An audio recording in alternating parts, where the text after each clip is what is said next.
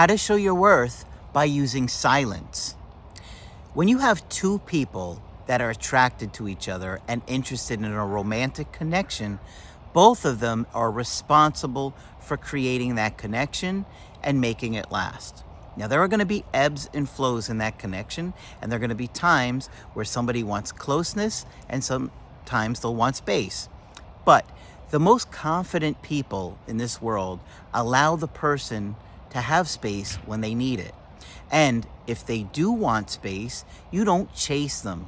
You don't beg them. You don't constantly pursue them, because that shows weakness. It's showing, I'm insecure. I'm worried that you're not going to come back. I'm worried that I can't handle myself and protect myself and keep myself safe. So I need you. I need to use you as an object to take care of me. The most confident thing that you can do is show that you don't need them, that you're fine on your own. Huh. This a drug, man.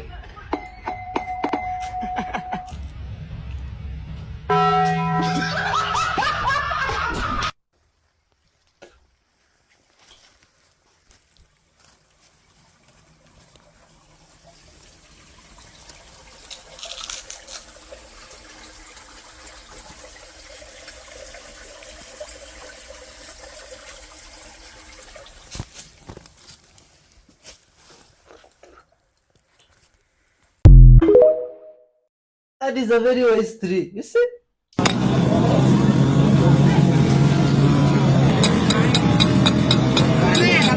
没有啦，没有了，没有了，没有了。要明天啦，要明天啦，过。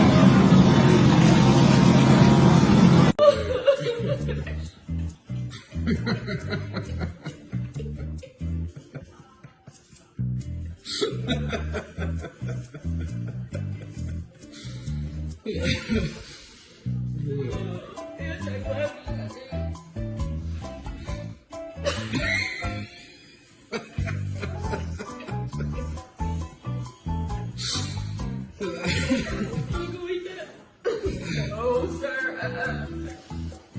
No.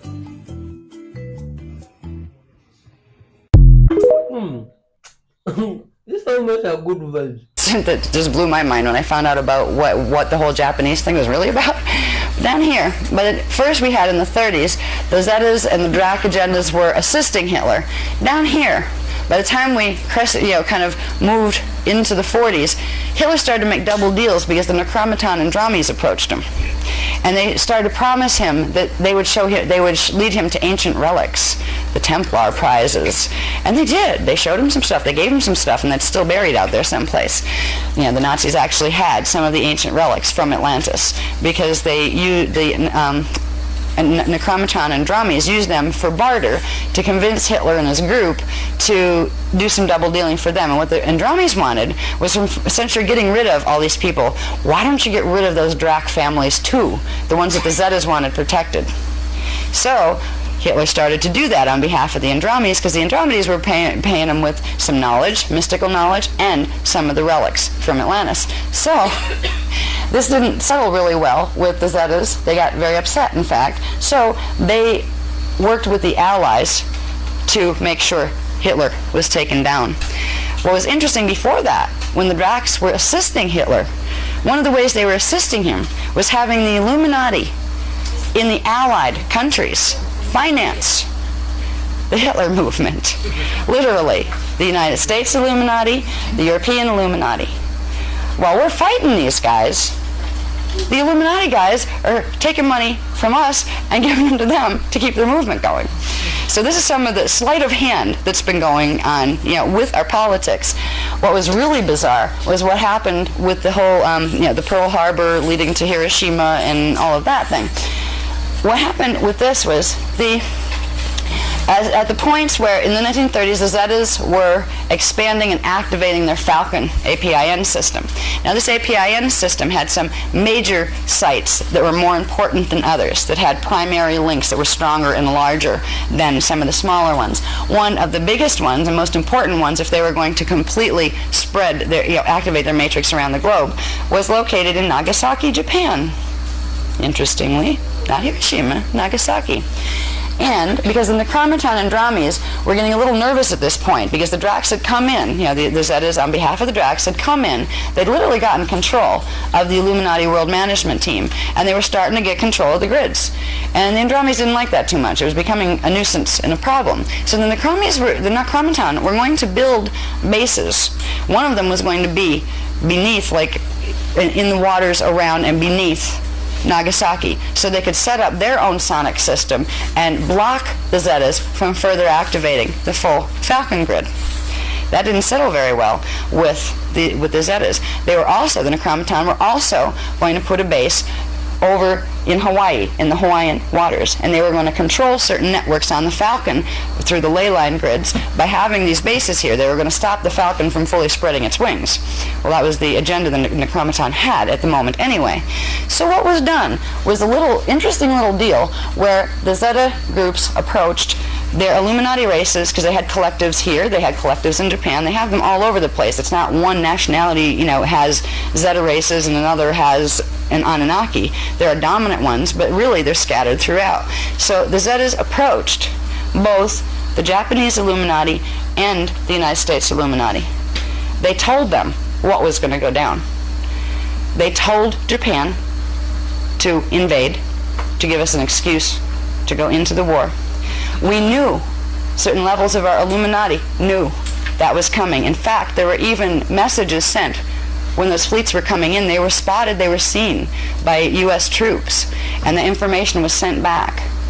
But it was received, but it was never acknowledged having been received. So we got a surprise attack. Yeah, I didn't even talk about that yet. So we have this situation, this drama created. The purpose of the drama was the Zetas, who were in power at the time for the Drac agenda, mobilized their Illuminati on both sides of the game to create a war game so they could, at one point, first of all, they stopped the Necromaton from building a base over in the Hawaiian area because there was so much scrutiny at that point and so much military presence in that point. They weren't going to be able to quietly build an underground base without getting spotted. So they weren't able to build the Necromaton weren't able to build their base off the coast of Hawaii. And that led to, after some other fancy dealings with other countries like Hitler and things like that, it led to, this was what they really wanted to do. The Necromaton had succeeded to some degree in sealing off the Nagasaki port interface that went with the Falcon Matrix. They didn't fully have a base there yet, but they'd started to build one, and they had what's like a frequency fence or cloaking shield. Now, if that cloaking shield was on there, the Zetas couldn't activate it. So they had to get something big enough and powerful enough, and they didn't have the grids fully activated yet to do the sonics the way they do now. If they were going to get that sonic power in the grids, they had to have all of these online. But if you drop a nuclear bomb on top of one of them, it tends to leave a weakness in those kind of fields that will allow mild sonics, which they did have access to shatter it. So they went after Hiroshima and Nagasaki. Hiroshima was very interesting. It had a whole little collective of Necromaton and Drami Illuminati hybrid races, but the majority of the populations of Hiroshima were of the U-race descent. They were Magi Grail Line Indigos that were grid guardians, and they wanted to get rid of those and get rid of the competing Illuminati while they were at it.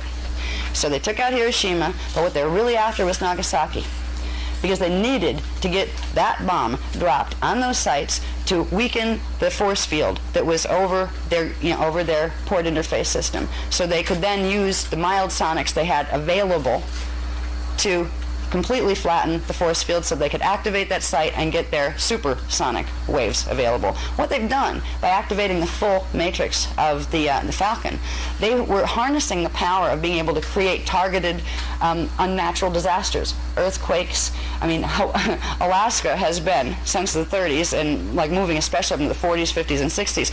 This was like testing ground.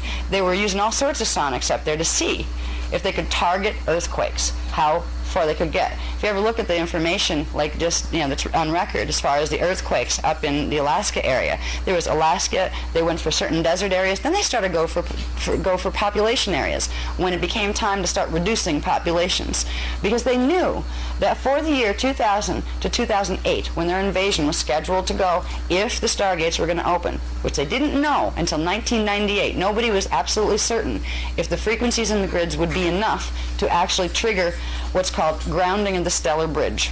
That is when certain frequencies start to come down from the higher dimensional gates, and if there's a compatible frequency in Earth's core, they will latch together, and that's what starts the cycle, the stellar activation cycle. It wasn't until 1998 that anybody knew for sure if it was actually going to go into full stellar activation, but everybody had their troops in position by that time.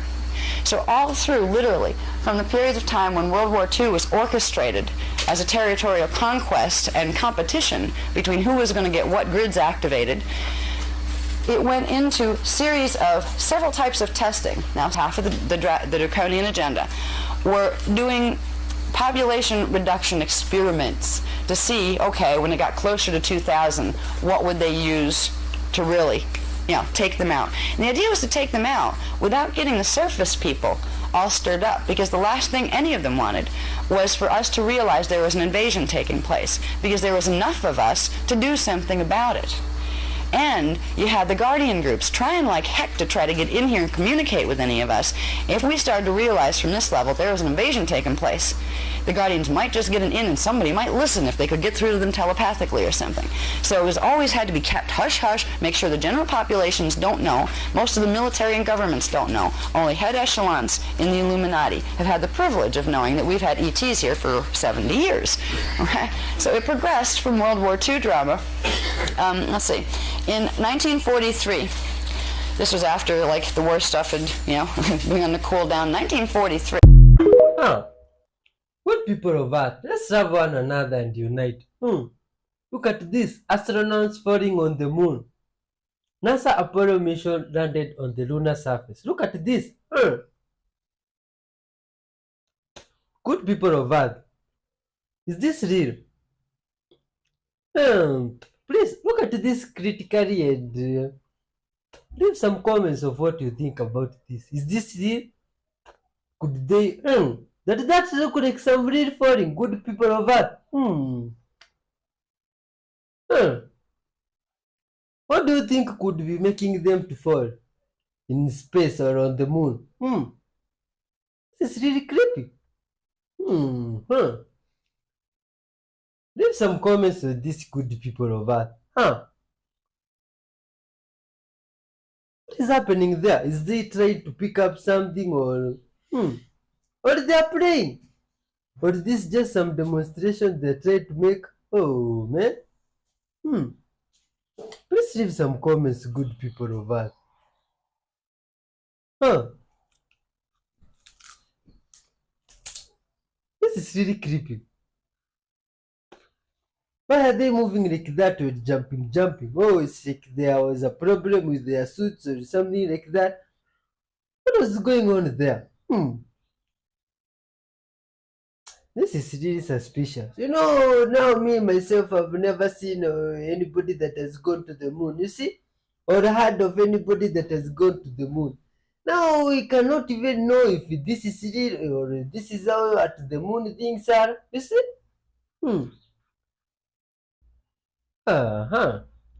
Look at this. I'd like to know what is going on there. This is really creepy.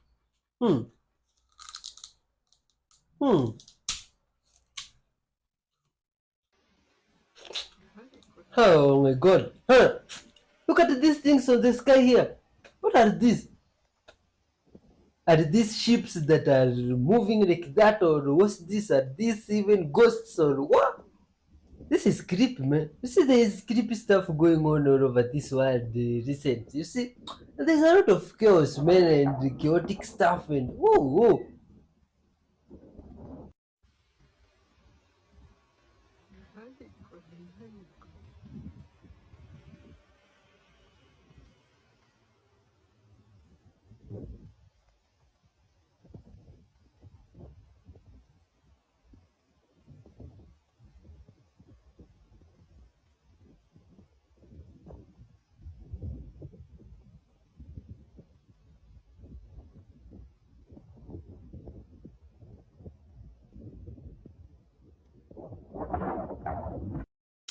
What was going on there? And this is what happens when your brain runs out of credit. It's called vasovagal syncope, and 1 in 3 of us will experience it at some point in our lifetime. It can happen as a result of standing up, a heavy meal, or a very stressful event, like medical students seeing a cadaver for the first time and starting to drop like flies. The reason why it happens is because of this bad boy, the number 10 cranial nerve, the vagus nerve. It actually supplies our heart and tells our heart to slow down when things get a bit too spicy. In certain people though, that nerve can get overstimulated and send too many chill out signals to the heart until the blood doesn't make it to the brain. This is an example of the absolute worst thing you can do if someone's going unconscious, as when you grab them, keep their head upright, you're pulling the blood away from the brain and making it more difficult. What you really need to do is get them lying down like this, make sure that they come conscious, pretty clean, and there's no limb jerking, document the whole thing, and see a doctor. Then you can find your triggers and avoid them. Huh. I didn't know there's such a condition.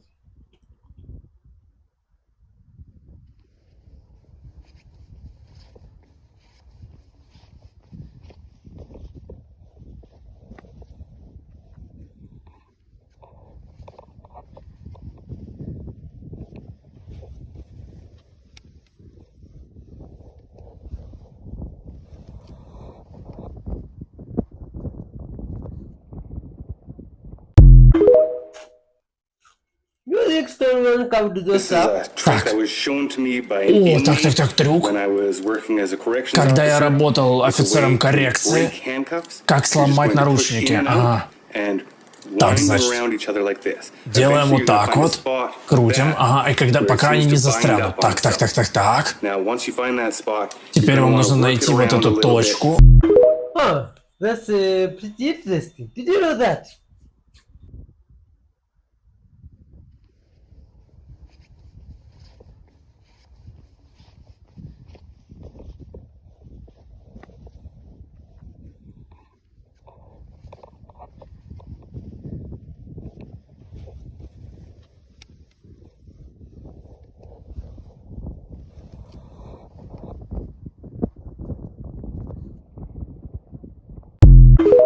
Huh. All the seamstresses hide the secret. After learning this, you'll never have damaged zippers again. I believe everyone must have gone through this. When you have a piece of clothing, a bag, or any object with a faulty zipper. This is very common because with constant use, zippers tend to get stuck, snag, or no longer hold. And most of the time, the problem is right here. So don't worry, because today I'm gonna show you a very simple solution to restore damaged zippers. It's gonna look like new and, most importantly, without spending a single penny. So you won't have to throw away that favorite piece of clothing or pay someone to restore it. And for this, the first thing we're gonna need is a plastic bottle. And you can use any plastic bottle you have there. Now, with the help of scissors, let's cut the central part of the bottle. We're gonna do this because we need a piece of plastic. It doesn't even need to be big, just a small piece of plastic will be more than enough. About 1.5 inches. Do just like I'm doing here in the video. So after removing a small piece, let's cut again at the corners. As I said, we're only gonna need a small piece. This will certainly do the job. After that, let's place the piece of plastic on the broken part.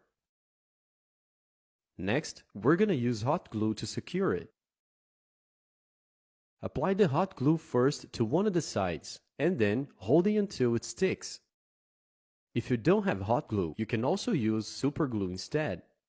Then, just do the same thing on the other side. Press gently to shape it, and if there is a bit of excess, you can trim that off with the scissors. Alright, then with the help of pliers, let's press it to make it flat and thin, so it won't get stuck when pulling the zipper. After doing this, wait for the glue to dry. And after the time has passed, let's try to close the zipper and see what happens. And as you can see, it's already working just perfectly. See how the zipper slides easily and looks like new? And most importantly, it won't come off anymore.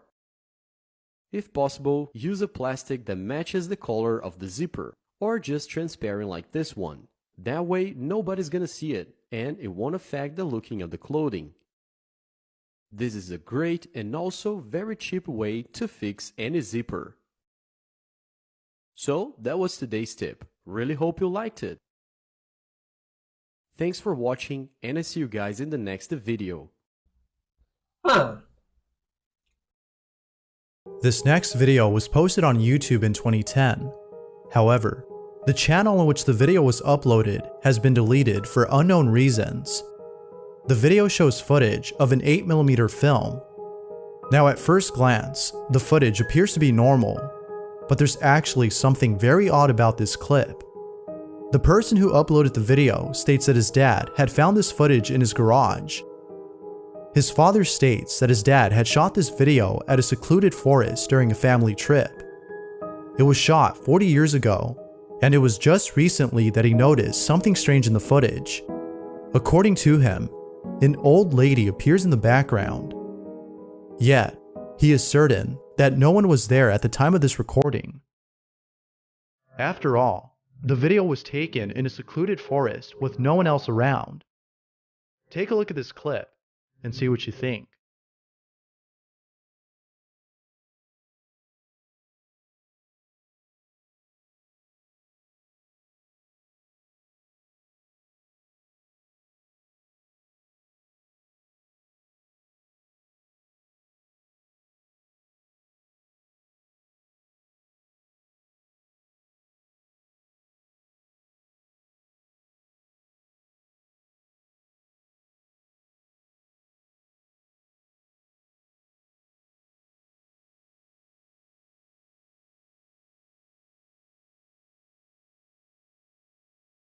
In the background, there appears to be someone standing not too far from the family.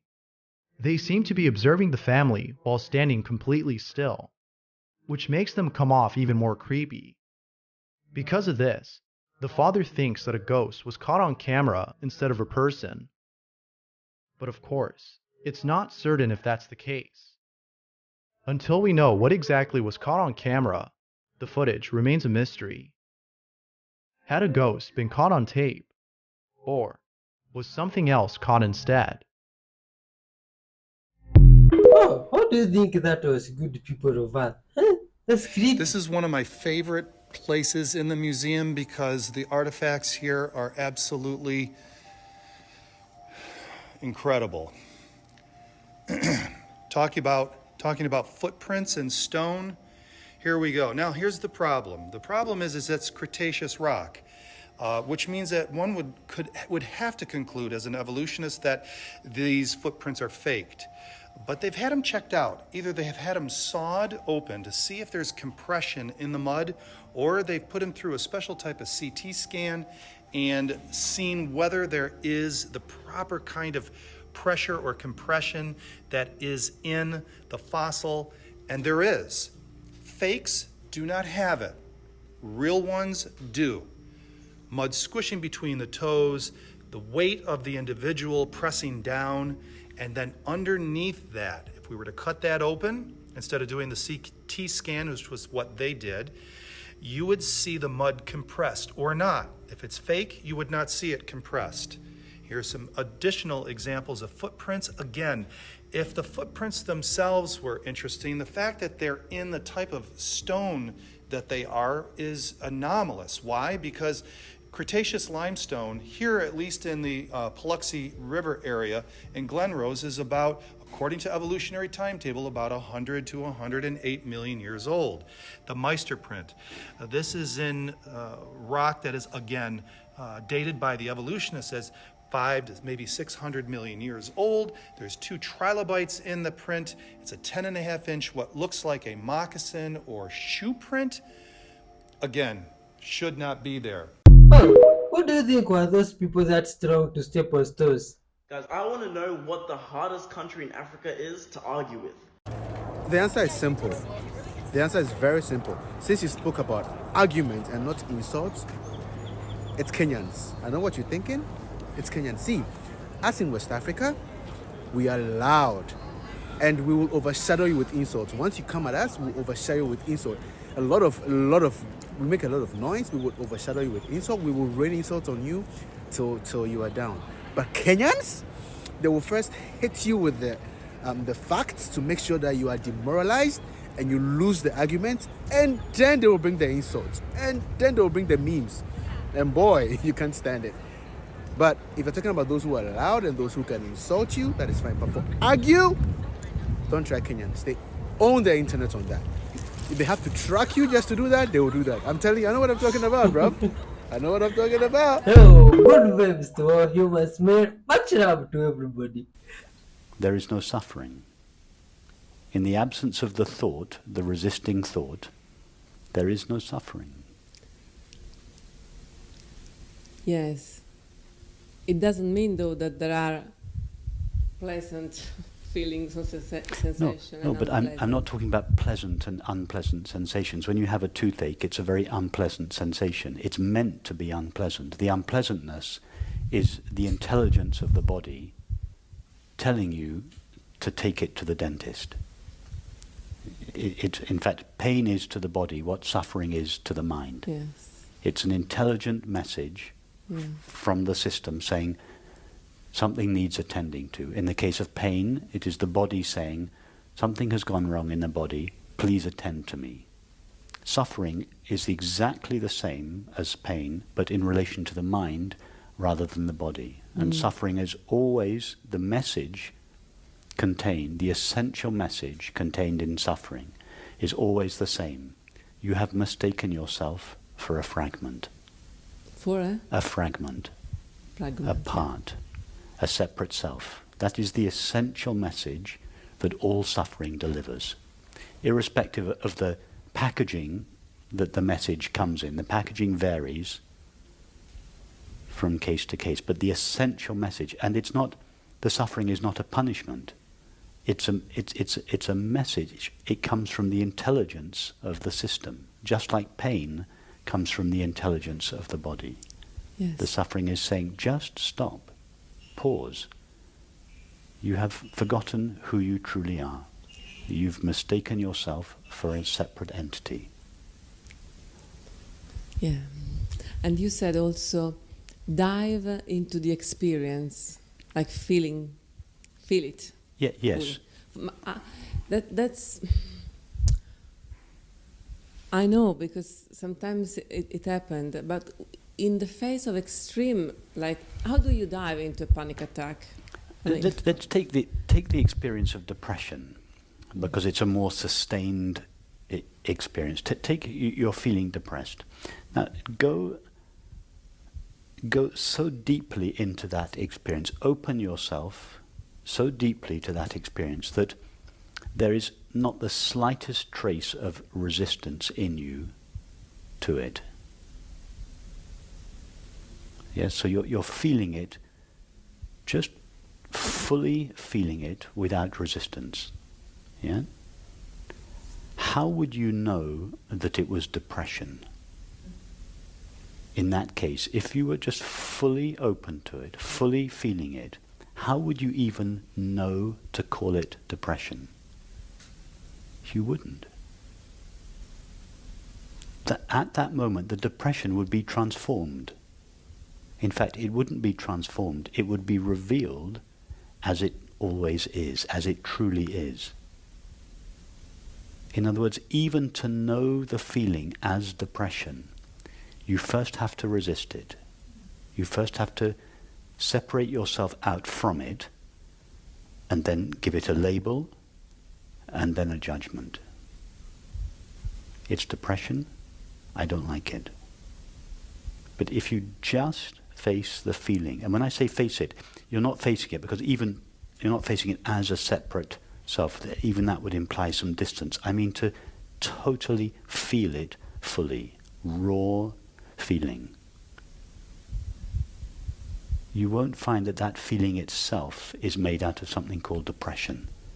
It's just raw experience. It's made out of pure awareness.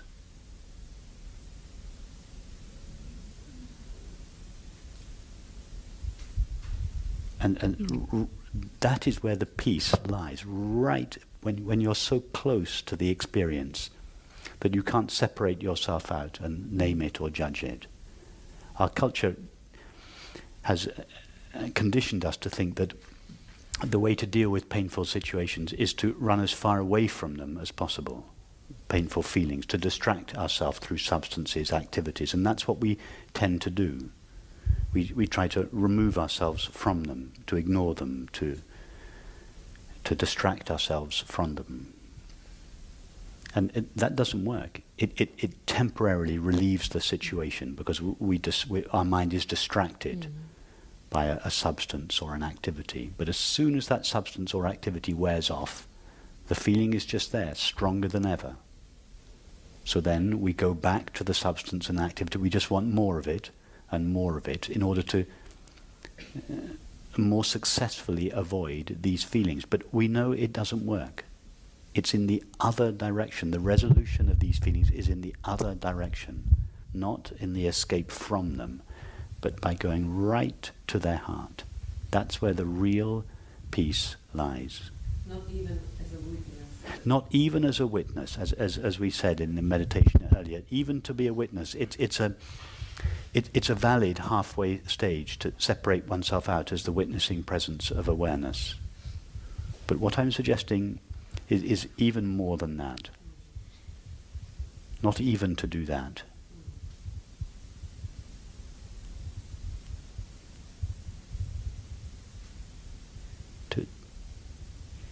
To stand as the witness of our suffering. It doesn't go far enough. The real peace is not in the witnessing background. It's in the heart, right at the heart of it. And there you find the same presence there as is present in the witnessing background. It's not two different presences. But the way to find that is right in the heart of experience. Yo, good people of Earth, thanks for watching up to this far, man. Much love to yourself.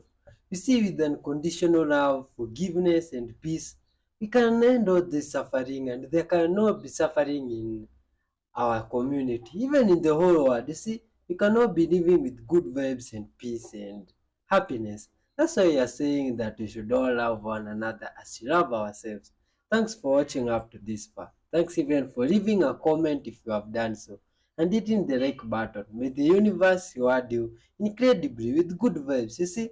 And if you can't there, you can visit our shop and try and get our merchandise there, some t-shirts, some hoods, a cup there or two, you see, just to promote this good vibes message. Peace and love be with you, man, and you are loved and respected. Leave some comments on what to think about those stuff. Good vibes to you, man. Goodbye. Peace.